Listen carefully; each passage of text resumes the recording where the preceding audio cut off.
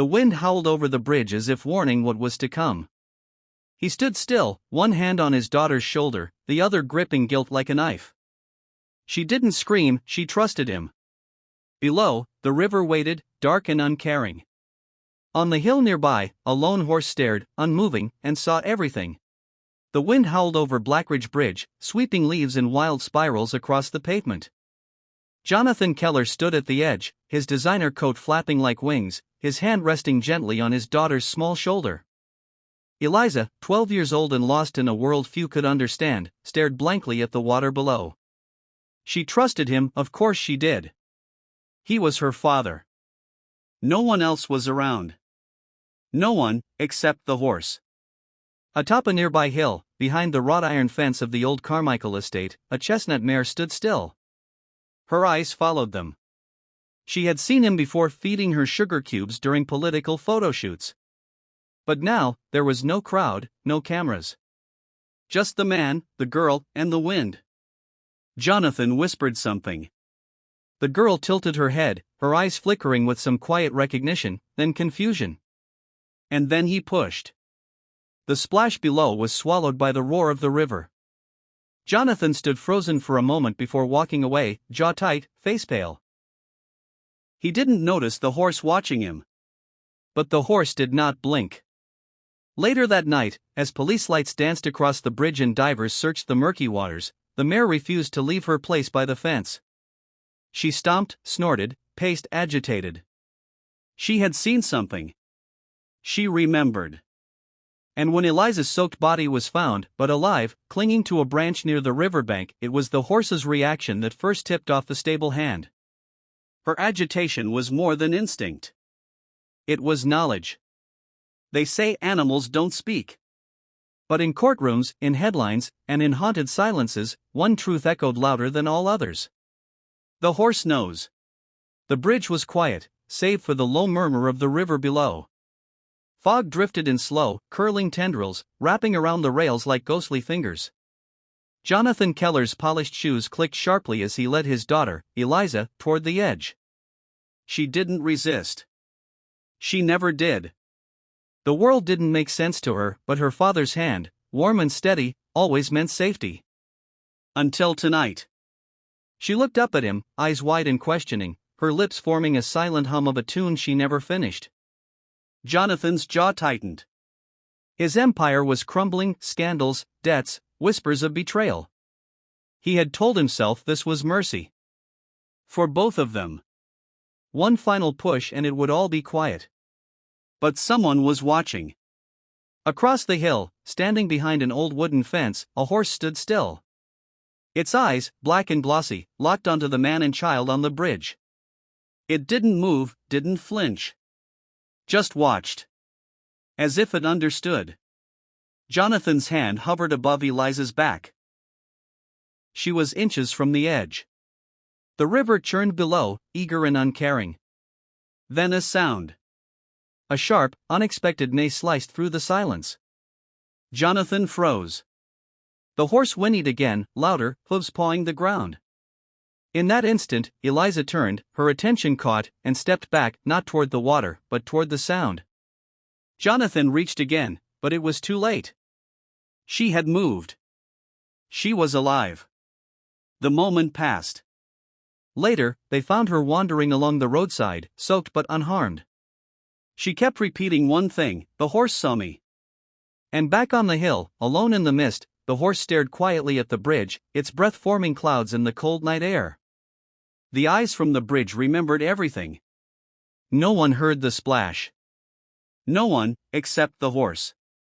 It stood tethered to a post at the edge of the pasture, overlooking the river that wound beneath the old iron bridge. The night was still, heavy with fog, the kind that muffled guilt and cloaked intentions. The man had come quietly, dressed in black, his daughter's small hand curled trustingly in his. She didn't speak, she rarely did. Autism wrapped her world in silence, but her eyes were wide and bright, always watching. She looked up at her father, sensing something wrong, but unable to shape the fear into words. He muttered to himself. About money. Mistakes. Escape.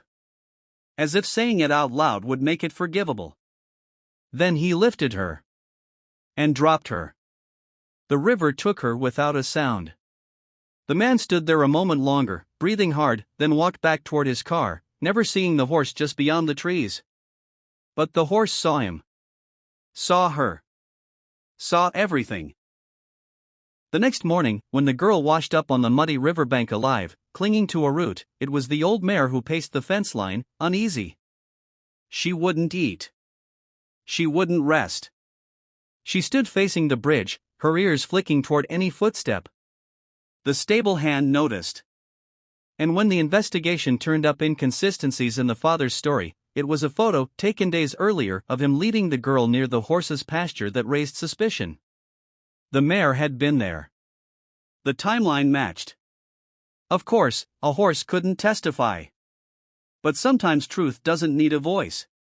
It lingers in the air, in the places no one thinks to look. She stood there still, calm and quiet. A witness in silence. The bridge groaned under the weight of a luxury car as it rolled to a stop. Jonathan Keller stepped out, brushing dust from his coat like it offended him. He walked around to the passenger side, opened the door, and helped his daughter out. Eliza was quiet, as always. Her world, shaped by autism, was one of textures and rhythms, not betrayal. He took her hand gently. She followed, trusting. Below, the river whispered dark secrets to the rocks. Across the valley, the family's old show horse grazed under moonlight. Moonbeam, white, regal, aging, lifted her head. Her ears flicked. She felt something shift. Not the wind. Not the night. Something wrong. As the man and the girl reached the edge of the bridge, Moonbeam began to move. Slow at first, then faster, hooves thudding against the earth. She didn't know why she ran, only that she had to. The beat of her gallop echoed like a heartbeat in the dark. Jonathan lifted Eliza. She blinked, puzzled, then afraid. And then, he dropped her. But not into silence. Because Moonbeam was screaming. A furious, soul-piercing whinny tore through the fog as she reached the road's edge. Jonathan froze. Not from guilt. From fear. She was just a horse, but in that moment, she seemed like something else entirely. Eliza hit the water, but her fall was broken by debris and a miracle. She survived. By the time authorities arrived, the horse had returned to the field, soaked in sweat, wild-eyed and trembling. They said horses are intuitive. They feel what we hide. But Moonbeam didn't just feel it. She remembered. And though her voice could never be understood, the rhythm of her hooves told a story again and again. Not all whispers come from mouths. Some thunder through the earth. They found her 2 miles downriver, barely breathing, her small fingers clenched around a broken branch. Eliza Keller, 12 years old, nonverbal, autistic. Everyone called it a tragic accident until the questions began. Why was she out there at midnight? Why was her father's story so carefully rehearsed? The only witness was a horse. That morning, the stable boy noticed something was wrong. Duchess, the sleek black mare in the eastern paddock, refused to eat.